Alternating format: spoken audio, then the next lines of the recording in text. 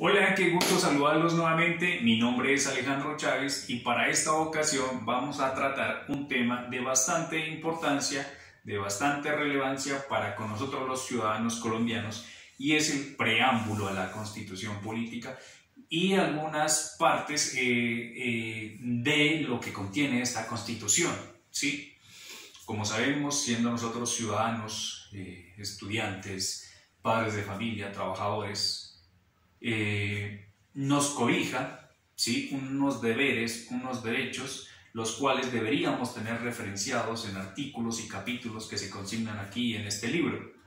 Bueno, entrando un poco lo que es este preámbulo, vamos a ver cómo en algún tiempo no se quiso admitir lo que es esta Carta Magna, llamada preámbulo, en cuanto a que la tradicional jurisprudencia de la Corte Suprema de Justicia no reconocía el poder vinculante de este dicho preámbulo. Decía que no tenía una estructura o de una norma jurídica, ¿sí?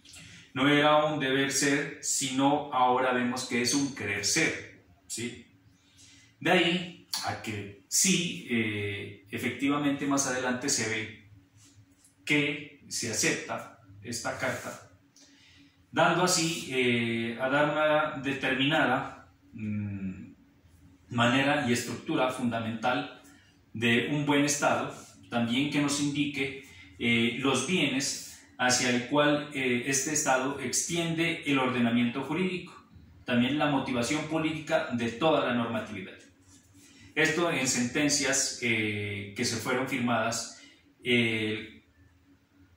en el año 92 y en el año 2005, en el año 92 referida con el 472 y en el 2005 con el 477. ¿Sí? De aquí vamos a entrar a ver cómo está dirigida este preámbulo y cuál es su fin.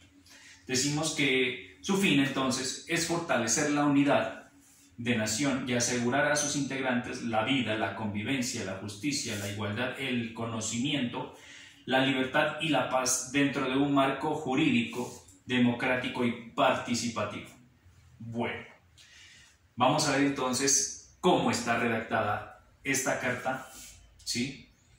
Y puntualizaremos después más adelante en alguno de esos párrafos que se consignan aquí. Bueno, y dice así: en ejercicio de su poder soberano, representado por sus delegatorios a la Asamblea Nacional Constituyente, invocando la protección de Dios y con el fin de fortalecer la unidad de la nación y asegurar a sus integrantes la vida, la convivencia, el trabajo, la justicia, la igualdad, el conocimiento, la libertad y la paz dentro de un marco jurídico, democrático y participativo que garantice un orden político, económico y social, y comprometido a impulsar la integración de la comunidad latinoamericana, decreta, sanciona y promulga la siguiente. Vemos entonces cómo está consignada y redactada este preámbulo, que fue efectivamente regido y firmado bajo un objetivo y unos valores y principios, ¿sí? Dando así la garantía de un poder político, económico y social íntegros para una comunidad y como una comunidad latinoamericana. Amparado todo esto, decíamos, bajo una constituyente, invocando la protección de Dios.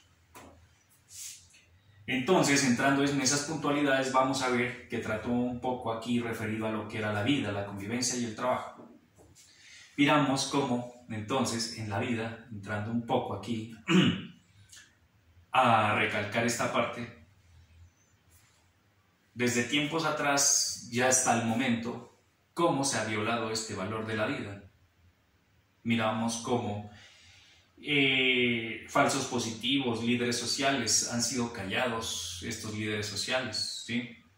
Llevando a ellos su aporte a la comunidad, con cultura, con beneficios y con ciertas anotaciones para con esta comunidad, donde por gente y grupos armados han querido callar esta voz de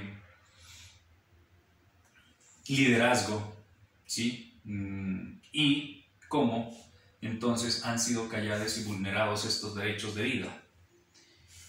Como los falsos positivos también por parte de los mismos militares que se dicen que están regidos bajo y amparados bajo leyes, los cuales ellos nos hacen cumplir una ley, pero como ellos son contradictorios con esta parte, ¿sí? La convivencia que empieza desde la casa, convivencia con nuestros padres, la comunidad, el mismo departamento, como ha sido también un poco incómoda esta parte en cuanto a que no podemos nosotros tener una sana convivencia, no somos tolerantes, no llegamos a un diálogo, ¿sí? Vemos cómo rompemos esos diálogos con choques del poder, ¿sí? Queriendo ser uno más que otro, es ahí donde viene y se desata toda esta violencia, ¿sí? El trabajo, como lo vemos, donde dice estadísticas que se arrojan de parte del DANE, que el 75% de nosotros los ciudadanos estamos bajo un trabajo informal y el 25% solamente de la ciudadanía que trabaja está bajo un trabajo formal y con todos sus beneficios que lo cobijan, ¿sí? De pronto puede ser una pensión, un buen salario, un horario cómodo. Al contrario del 75% que no ve la forma y no lo ve posible ese beneficio, ¿no? Que se debería tener después de los 65 años, digamos, démosle esa edad para tener una digna jubilación. Lo contrario, vemos gente mayor de 75, 80 años trabajando todavía en la calle y niños también trabajando. Es así como vemos esta realidad que es un poco delicada, ¿no? De ahí vamos a entrar un poco a ver y puntualizar también en cómo está estructurada esta constitución política, ¿sí? Vemos que se parte en dos partes. Una parte que lleva la parte dogmática y otra parte la orgánica. En la parte dogmática vamos a ver cómo se ramifica en un preámbulo, que es al que estamos nosotros referidos, a unos principios y a unos derechos. Y en la parte orgánica vamos a ver cómo está el Estado, ¿sí? El Estado formado por un poder, por unos habitantes y un territorio. Vamos a ver cómo el poder entonces está también ramificado en mecanismos de participación, en un poder de órganos, en un poder legislativo, en un poder ejecutivo y en un poder judicial. Al ver también esta parte de órganos, miramos cómo se ramifica en un órgano electoral y un órgano de control. Y este control se ramifica también en un control de la Procuraduría y en un control de la Contraloría. Vemos entonces, así está conformada esta Constitución, donde se firmó en las fechas de las elecciones presidenciales del 27 de mayo del 90, ¿sí? Y llegando a establecerse ya como una constitución el 4 de julio del 91. Bueno, vemos entonces también que está compuesta por 380 artículos definitivos y 67 transitorios. Se organiza en 14 títulos, uno de ellos en disposición transitoria y cada título se subdivide en capítulos. Veremos entonces aquí cómo estos títulos llevan a organizarse desde el título 1 hasta el título 13, ¿sí?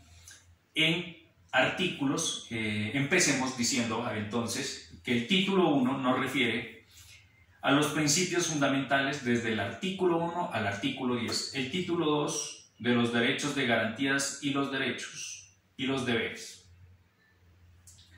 Desde el artículo 11 al 95. Vemos el título 3 de los habitantes y del territorio desde el artículo 96 al 102. Título 4 de la participación democrática y de los partidos políticos desde el artículo 103 hasta el artículo 112. El título 5 de la Organización del Estado desde el artículo 113 al 131, título 6 de la rama legislativa desde el artículo 132 hasta el 187. El título 7 de la rama ejecutiva desde el artículo 188 al 227, el título 8 de la rama judicial desde el artículo 228 al 257, el título 9 de las elecciones y de la organización electoral desde el artículo 258 hasta el artículo 265, el título 10 de los organismos de control desde el artículo 266 hasta el artículo 284, el título 11 de la organización territorial desde el artículo 285 al 331, el título 12 del régimen económico y de la hacienda pública desde el artículo 332 hasta el artículo 373, título 13 de la reforma de la Constitución, artículo desde el 374 al 380. Miramos entonces así cómo está organizado, ¿sí? Creado como decíamos, el 4 de julio del 91, por un grupo estudiantil en ese tiempo llamado la Séptima Papeleta, ¿sí? Unos estudiantes que miraron que habían inconsistencias y efectivamente ellos ingresaron a que haya esta constituyente, ¿sí? Bueno, entonces, así como está organizado, también vemos que todas nosotras las personas, desde que nacemos, vamos a nacer libres e iguales ante la ley, ¿sí? Recibiendo un mismo trato, gozando de los mismos deberes, libertades y oportunidades, sin discriminación de razas, de sexo, religión, lengua, raza, opinión política o filosofía. Que vamos a hacer una anotación aquí. Hace pocos días, estando aquí en la fecha de septiembre de 2021, la semana pasada, cómo se refería un sacerdote que está radicado en el Espinal, Tolima, se refería a la parte de un grupo de jóvenes integrantes del LGBTI.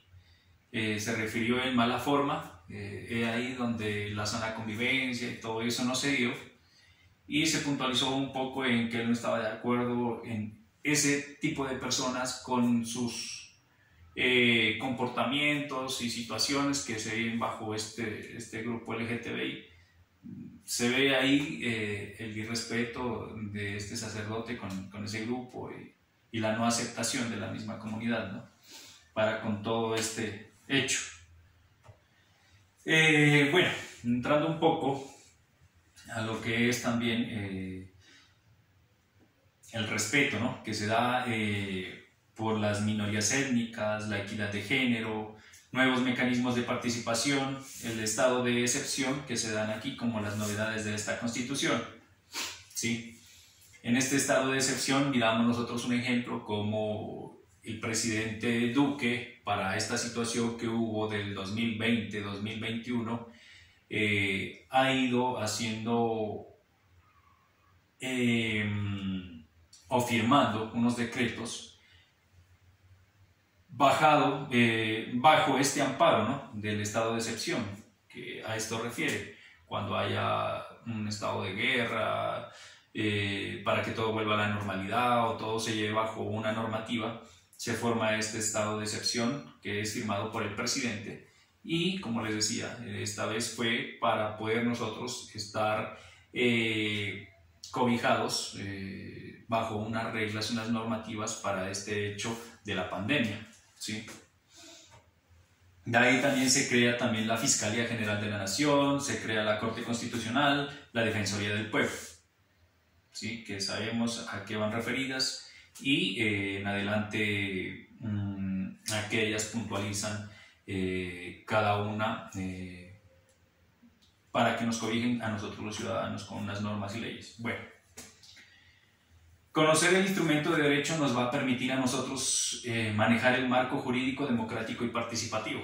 Yo diría que si lo conocemos un poco, ciertos capítulos, ciertos artículos y conocer un poco lo que es también, de ahí que se desprende el Código de Policía, no nos veríamos tan vulnerados nosotros con nuestros derechos, ¿no? Ya que vemos cómo en estas protestas la Defensoría del Pueblo se ha dado cuenta, ha sido testigo de cómo se han referido con palabras de indolencia, con actos vandálicos entre nosotros, los ciudadanos, la policía.